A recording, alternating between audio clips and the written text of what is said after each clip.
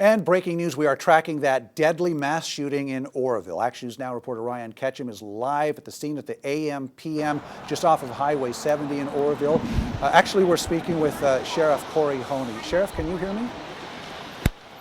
Hi, Paul. Yes, we have Butte County Sheriff Kory Honea here. This is Ryan Ketchum, Action News Now reporter. We're actually here live at the scene. Can you tell us a little bit more about, what happened here tonight, and can you tell us a little bit more information about the victims? Right. So about 7:30 this evening, the Oroville Police Department started receiving 911 calls from this location. The callers were reporting that a Greyhound bus had pulled up into the parking lot of this AM/PM. That there was a shooting taking place on the bus. Oroville police officers began to respond. They requested assistance from the Butte County Sheriff's Office, so we sent deputies as well. When they arrived on scene, they determined that a shooting had in fact occurred on the bus. At this point, what we understand is that there are 5 individuals who sustained gunshot wounds.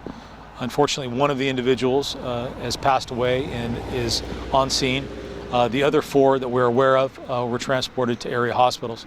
Now, can you tell us a little more information about the other 4 who were injured? No, at this point, we're not going to release any information about the victims because there's still 1 being treated, and 2, we want to make sure that we have an opportunity to notify their family before we release any information on the news. Now, there was 1 suspect taken into custody. Are there any other suspects that we should be aware of?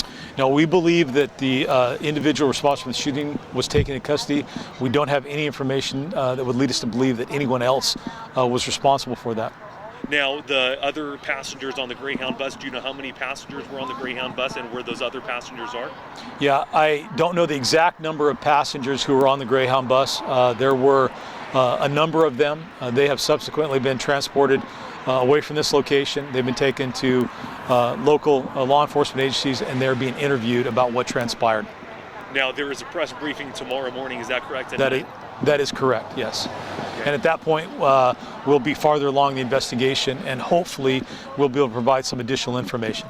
All right, well, thank you very much, Sheriff. Thank you. This is Ryan Ketchum from Action News Now, reporting live in Oroville. We'll kick it back to Alan. Thank you, and we'll have more information coming up soon on Action News Now.